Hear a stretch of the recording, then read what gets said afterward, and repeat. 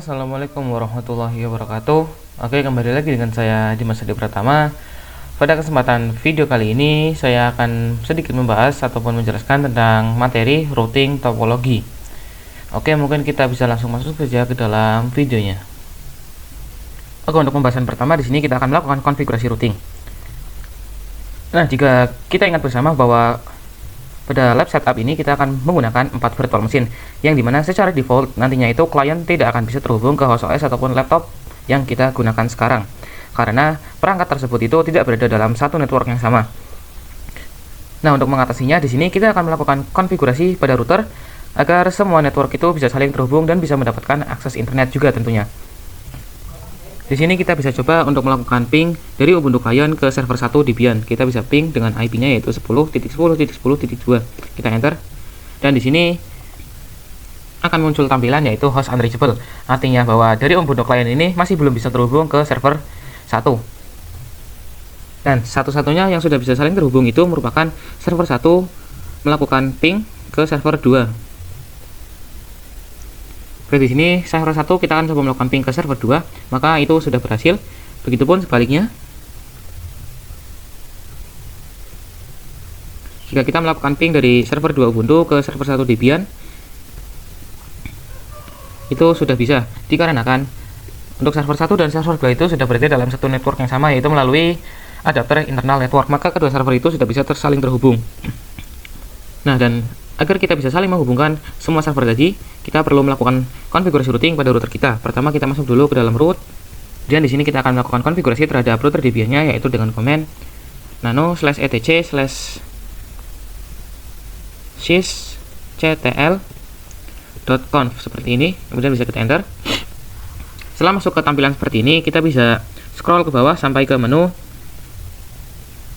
net IP versi 4 .ip underscore forward sama dengan 1 seperti ini. Nah, net IP versi 4 IP forward sama dengan 1 ini merupakan konfigurasi untuk routing di dalam router kita. Kita hanya perlu mengaktifkannya yaitu dengan cara menghapus tanda pagar seperti ini. Setelah tulisannya berubah menjadi putih, maka itu sudah bisa kita lakukan konfigurasi. Kita bisa keluar dengan Ctrl X, Y, kemudian enter. Dan kita masukkan command sysctl -p. Bisa kita enter. Dan di sini sudah bisa terlihat bahwa net IP versi 4 IP forward sama dengan satunya itu sudah muncul, berarti konfigurasi untuk routing di dalam routernya itu sudah bisa.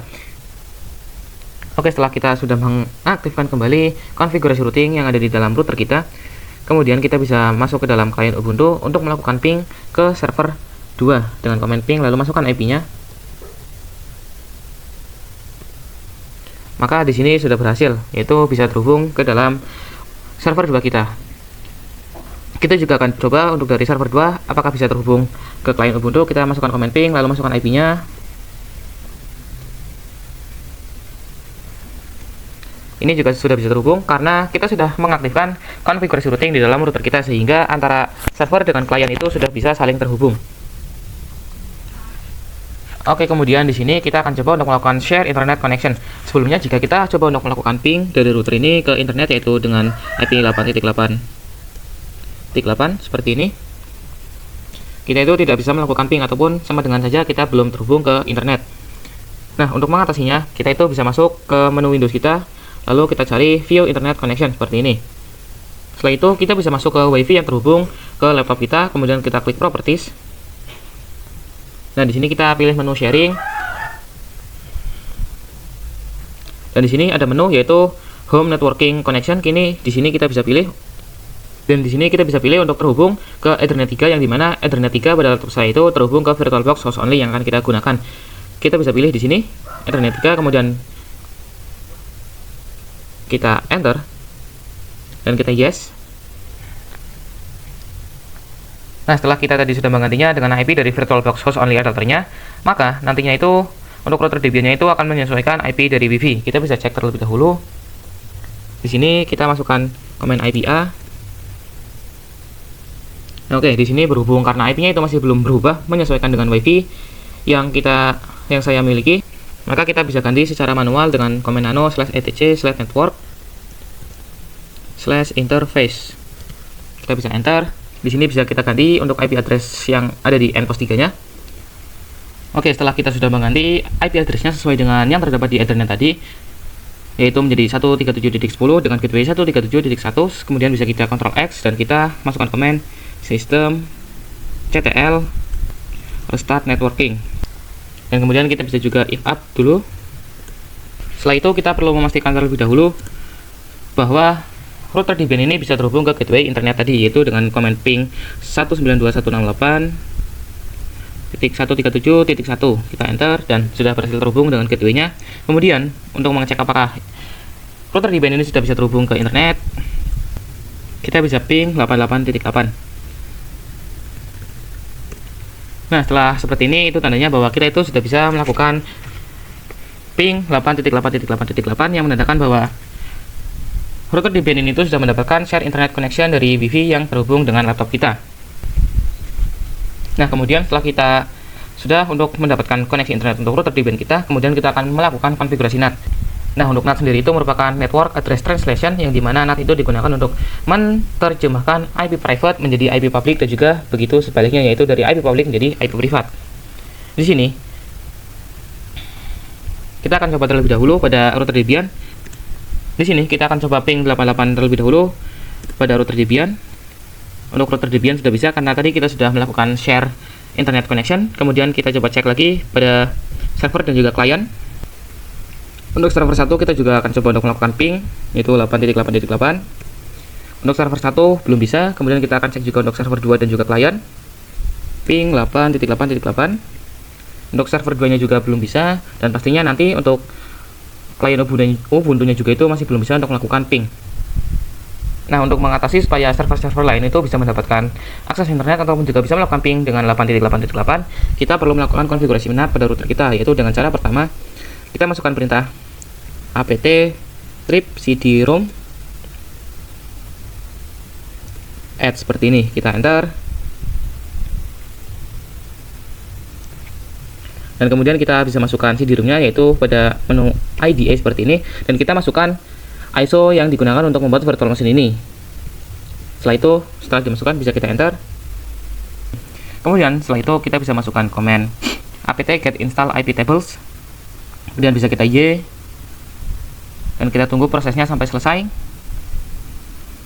Setelah prosesnya selesai, kita juga bisa masukkan komen yaitu IP tables min T nat min A besar, lalu pause routing min O and pause 3 min J masquerade seperti ini. Kemudian bisa kita enter. Setelah itu kita bisa coba untuk melakukan ping 88. Jika ping 88 yang berhasil, itu menandakan bahwa router kita sudah mendapatkan koneksi internet. Kemudian kita coba pada klien Ubuntu kita juga. Di sini kita bisa coba untuk ping 88 juga. Kita cek. Ini untuk klien Ubuntu-nya itu sudah bisa mendapatkan koneksi internet juga. Kemudian kita juga cek pada server 1 dan server 2. Ping 8.88. Server 1 sudah bisa, dan kita cek juga pada server yang kedua. Mana servernya? Nah, ini. Ping 8.8.8.8. Sudah berhasil juga. Oke, nah setelah kita tadi sudah mengonfigurasi NAT, perlu diketahui bahwa konfigurasi yang barusan kita lakukan itu merupakan konfigurasi sementara, yang artinya jika kita nanti itu misalkan mematikan virtual machine ini, kemudian kita akan menyalakannya lagi, maka semua konfigurasi yang sebelumnya kita lakukan itu akan menghilang. Nah, jadi bagaimana supaya kita tidak perlu melakukan konfigurasi ulang, karena itu akan sangat merepotkan sekali, karena kita juga malas ya sebenarnya ya. Kita bisa melakukan konfigurasi, yaitu pertama-tama kita perlu melakukan ataupun membuat direktorinya terlebih dahulu, yaitu dengan komen mkdir/etc/iptable/. Kemudian kita akan masukkan komen iptables strip save, lalu tanda panah ke kanan yang menandakan bahwa ini disimpan kemana, yaitu kita akan menyimpannya di /etc/iptables/rules v4. Kita cek dengan komen cat/etc/iptables/rules v4, maka di sini sudah terlihat bahwa konfigurasi yang tadi kita lakukan itu sudah tersimpan. Selanjutnya kita juga bisa melakukan komen yaitu nano. Kemudian kita bisa lanjutkan dengan komen nano/etc/apt/sources.list. Kemudian kita enter. Nah, jika sudah masuk ke dalam menu seperti ini yaitu /etc/apt/sources.list, maka itu akan terdapat tampilan pagar dep cd-rom, lalu itu merupakan versi file ISO yang digunakan untuk virtual machine ini. Atau juga nanti akan terdapat tampilan dep https://cartolo.sbj. Karena berhubung di sini saya itu masih belum ada tampilannya, maka kita bisa tulis secara manual, yaitu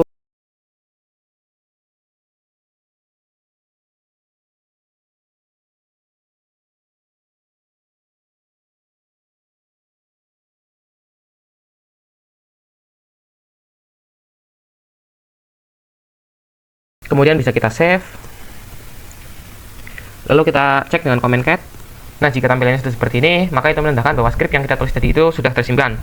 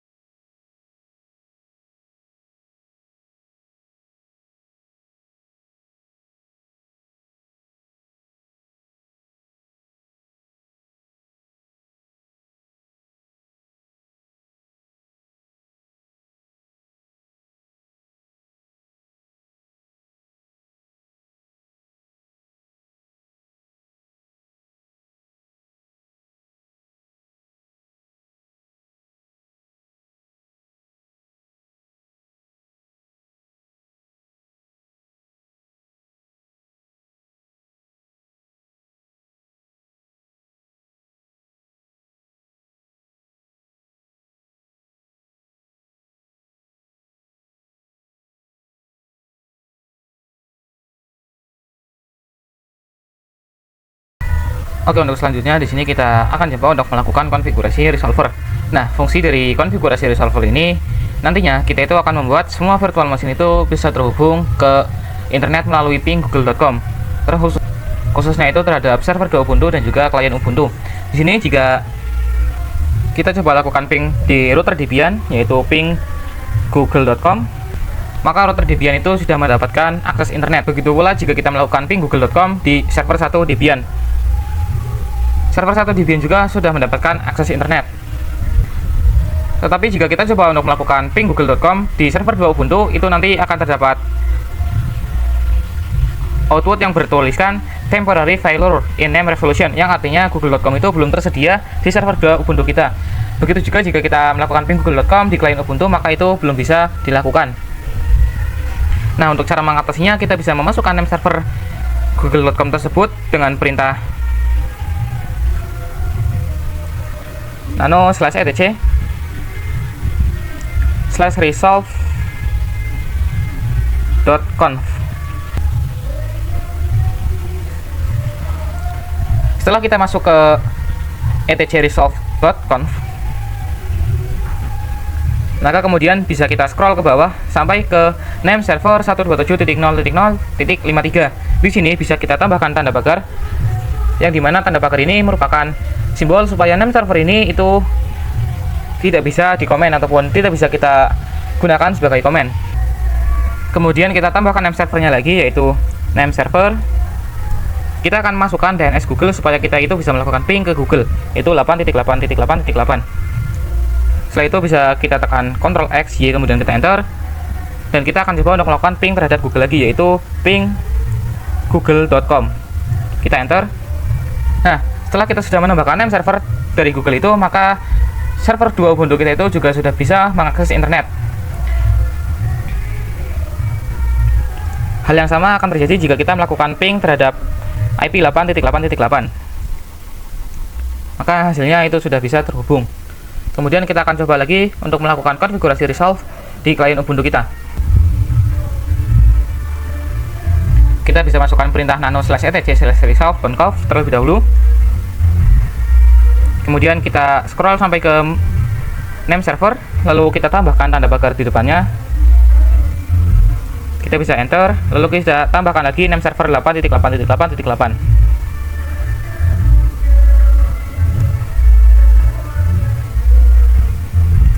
kita bisa Ctrl X Y plus enter. Lalu kita coba ping Google dan juga 8.8.8.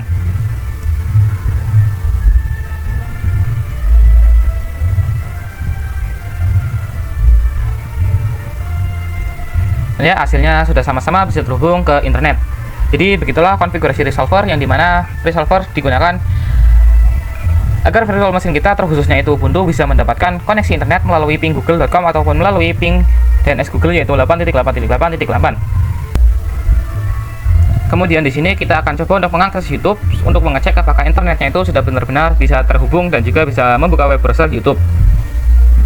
Dan ya, di sini untuk klien Ubuntu-nya itu sudah bisa mengakses ke dalam web browser dari YouTube. Oke, mungkin cukup sekian dari saya untuk video kali ini. Terima kasih bagi kalian yang sudah menonton. Sampai bertemu lagi di video selanjutnya. Saya Dimas Adi Pratama pamit undur diri. Wassalamualaikum warahmatullahi wabarakatuh.